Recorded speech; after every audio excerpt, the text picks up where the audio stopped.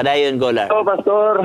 Maing hapon Hello, sab. Pastor. Mayong hapon. Maing hapon. Kay pangutan Igsoon. Kung saan man ato pagtubag, Pastor, gining mga tao nga moingon nga naraman tayo isa ka Ginoo. Sin todo lain-lain og mga ginatuuhan ba? Dagan tinuod man na ilang giingon Igsoon nga kanang giingon bitaw nga aduna tay usa ka Ginoo. O gani kung imong unaw-naon Igsoon, dili lamang word nga Ginoo ang gisgutan ini, na pagyoy usa ka gitawag nato og Dios. Okay?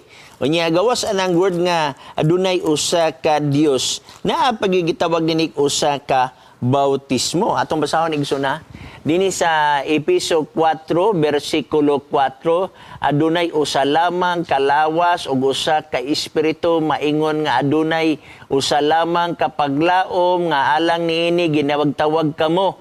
5 og usa ka Ginoo, usa ka pagtuo, usa ka bautismo. Tinuna Igsoon, usa. Pero wala mag-ingon Igsoon nga kining usa ka Ginoo wala na padayag sa tulo ka pagpadayag. One Lord, one God, sa tulo ka gitawag natog persona. Wa mag-ingon nga walay tulo ka persona. Wa tay mabasa nga nangingon sa usa ka Ginoo walay tulo ka persona. Wala tay mabasa diha. O mag-ingon nga sa usa ka Dios walay tulo ka persona. Wala tay mabasa diha. Okay?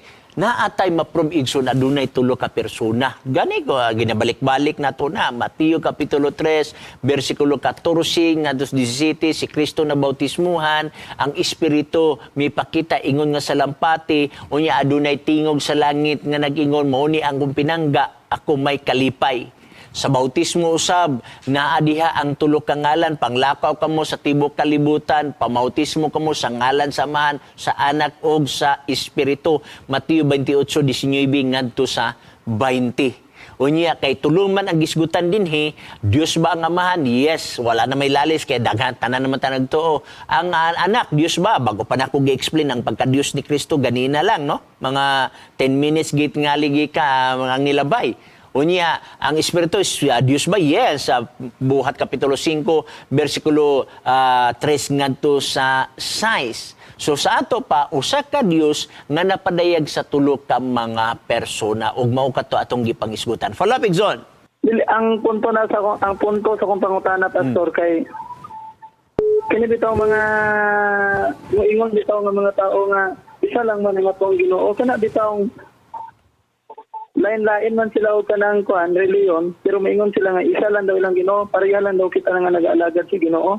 Murag di ko mo kumporme silang mga ginaingon kay lain-lain man gud ta ginatuohan.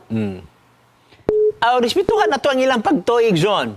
Pero naay gamay problema sa uban kung dili nimo dawaton si Kristo, pero tindaghan na nga si Jesus God, mabasa nato. Okay, ang uban gani nga di mo to nga si Kristo God. Kung pagbasa sa usa ka bersikulo, mudagan sa laing bersyon. Pero sugin lang ko kamo, ang Seventh-day Adventist, basta sabuton na nato unsa nga bersyon, nga ato isgutan, dag ma-probe nato na, sila lay papiliyon unsa nga bersyon. Dili kay mag-ambak-ambak, pili-pilion ang gusto nato nga himuon. Naaman tayo daghan na basa. Basa nato si ang Amahan Dios, si Kristo Dios, si Holy Spirit Dios. Wala man tayo problema niya na Igsoon. Pero kung nga nang ilang pagtuo, ato rasa na silang respetuhan. No? Kaya mo na ilaha. Padayon, Igsoon. Mao na, Pastor. Salamat kayo. Okay, dagan salamat sa imo nga pangutana. Ato namang gisgutan Igsoon ng mga bersikulo bago pa nato gi-prove nga si Jesus God. Mao man ay problema sa uban kay di nila matawat si Kristo nga Dios. Ang Holy Spirit di sa nila madawat nga Dios. Nasa uban nga nagdawat pero alang nila gamay si Kristo nga Dios, ang aman dako. So duha na ilang Dios, ang dako ug ang gamay. Mo na problema sa uban nga theology kay dili nila mahusay ang mga punto.